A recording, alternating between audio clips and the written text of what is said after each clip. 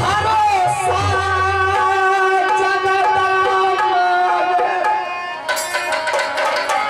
सब आगे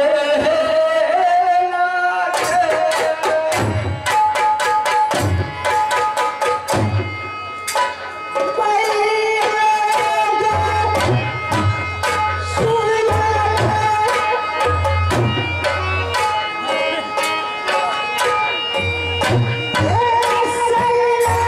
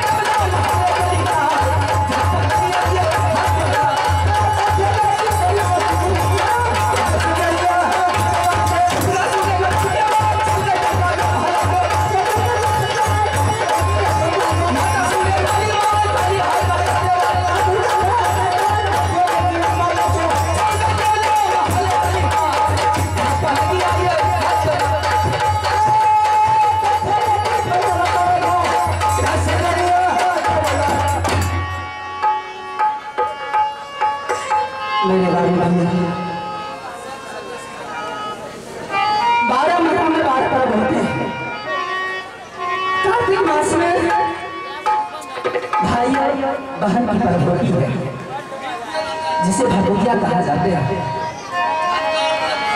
आज बहुत हर्ष की बात है, बहुत खुशी की बात है। भगवान ने मुझे दो पुत्र दिए जिनका नाम एकाबू किया कि छतरी के कानों में गूंजता है तो डर से दरिया में पेशाब हो जाता है। बड़े पुत्र का नाम अमर हला सिंह और छोटे पुत्र का नाम बाबू हुदल सिंह।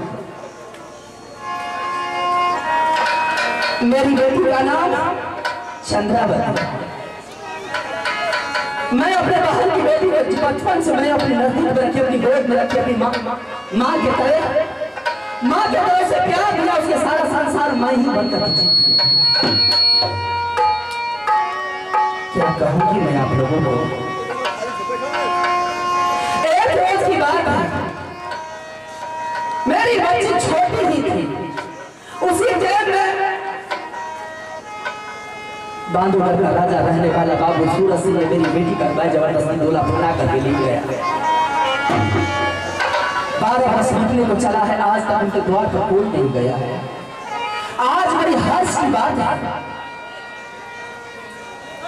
आज भाई और बहन का पर्व है, जिसे भगोतिया कहा जाता है। हर एक इंसान के घर से, चाहे गरीब हो अमीर हो, चाहे पूंजीपति वाली पैसा वाली हो, आज सब अपने अपने बहन के दरबार छोटी मोटी और बड़ी मोटी लेकर के जा रहे हैं। आज मेरी भी बेटी आशा याद होगी कि आज मेरी नैहर से मेरा भी भाई आएगा, लेकिन कहाँ जाएगा वो, क्यों जाएगा? क्योंकि हमारे पति आला सिंह को इस बात को मालूम है, हमारे पति आला सिंह को इस बात को मालूम है कि मुझे बहन है, लेकिन बाबू हुदल सिंह के बहन के बारे में कुछ हुआ नहीं जानता है कि मुझे बहन है। अगर वह जान जाएगा थोड़ा वैसी गुंदरी घोड़ी को तैयार करेगा, चढ़ेगा, चाबुक मारते ही द्वार पर पहुंच जाएगा। मैं डर से नहीं बताती। आज सब अपने अपने बहन के दरबार, सब भाई जा रहे हैं, लेकिन मेरी बेटी का द्वार आज शून्य पड़ा होगा। नहीं